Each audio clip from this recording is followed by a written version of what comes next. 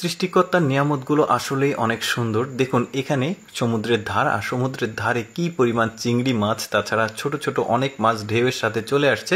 কোনো একটা অজানা কারণে এই মাছগুলো ধারের দিকে চলে আসছে, আর মানুষগুলো মাছগুলো ধরছে। এত মাছ আছে, কিভাবে ধরবে এগুলো দেখুন। তারপরে দেখুন এখানে ড্রেনের পানি যাচ্ছে, আর এখানে এত পরিমাণ মাছ ওরা নেট মুখে ধরে আছে। দেখুন কত মাছ ধরছে তারা।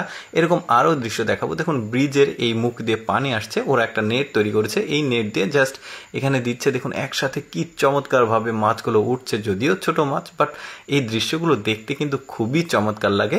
তারপরে দেখুন এটা রাস্তা, আর এই রাস্তাতে বন্যার পানি উঠেছিল, তো এক পাশ থেকে আরেক পাশে যখন পানি গেছে এই মাছগুলো খাল বিল থেকে উঠে এসে এখানে আটকে গেছে, ওই পাশে আর যেতে পারেনি। এই যে ঘাসের যে গালিচা দেখছেন, গালিচা ঠিক না, ঘাসের যে প্রলেপ ওটার নিচে মাছগুলো আটকে আছে। এই লোকটা এসে মাছগুলো তুলছে। কি চমৎকার দৃশ্য দেখুন, এগুলো টাকি মাছ সম্ভবত। এই মাছগুলো এই ডিশে তুলছে। একসাথে কত মাছ, কত সুন্দর নিয়ামত দেখুন সৃষ্টিকর্তার। এটা পাহাড়ি নদী, এর মধ্যে একটা ফাঁদ দেওয়া হলো, ফাঁদের মধ্যে খাবার দিয়েছে মাছের। কিছুক্ষণ পর এটা তোলার পর দেখুন একসাথে কতগুলো চমৎকার মাছ পায়। দেখুন একটা পাহাড়ি নদী, পাহাড়ি নদীতে অনেক মাছ থাকে। দেখুন কি চমৎকার, কালারগুলো দারুণ কিন্তু।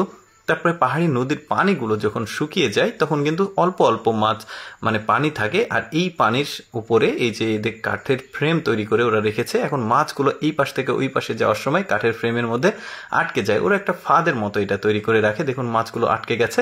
এখন ওই যে পাহাড়ি মানুষজন এসে কিছুক্ষণ পর এটা মাছগুলো তুলে নেয়। দেখুন কি চমৎকার, পাহাড়ি মাছগুলো দেখতেও সুন্দর, একসাথে অনেক মাছ পড়েছে। কিন্তু এবার একটা পাহাড়ি অঞ্চলে মাছ ধরা দেখায়। দেখুন একটা পরিত্যক্ত জমি দেখতে পাচ্ছেন, ধানগুলো কাটা হয়েছে, এর মধ্যে একটা ফাঁদ দিয়ে রেখেছে, ওর মধ্যে খাবার দিয়ে রেখেছিল। দেখুন একসাথে কত মাছ উঠেছে, গুতুম মাছ সম্ভবত এগুলো, অনেকে আঞ্চলিক ভাষায় গুতুম বলে, কুদুপিয়া বলে।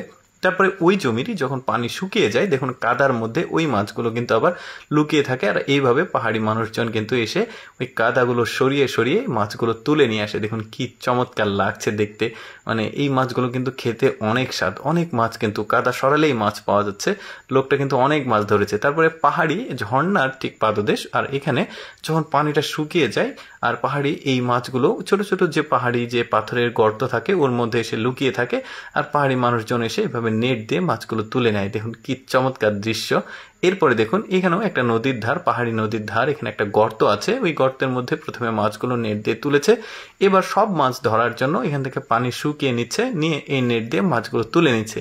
কি চমৎকার দৃশ্য, তাই না? এই যে দেখতে পাচ্ছেন খুবই দারুণ মাছ, কিন্তু দেখতেও ভালো লাগছে। মাছের এই মজার দৃশ্যটা কিন্তু খুব ভালো লেগেছে। দর্শক কেমন লাগলো আজকের এই মাছের চমৎকার দৃশ্যগুলো কমেন্ট করে জানাবেন, আর এইরকম ব্যতিক্রম ভিডিও প্রতিদিন দেখতে আমাদের পেজটি ফলো রাখুন।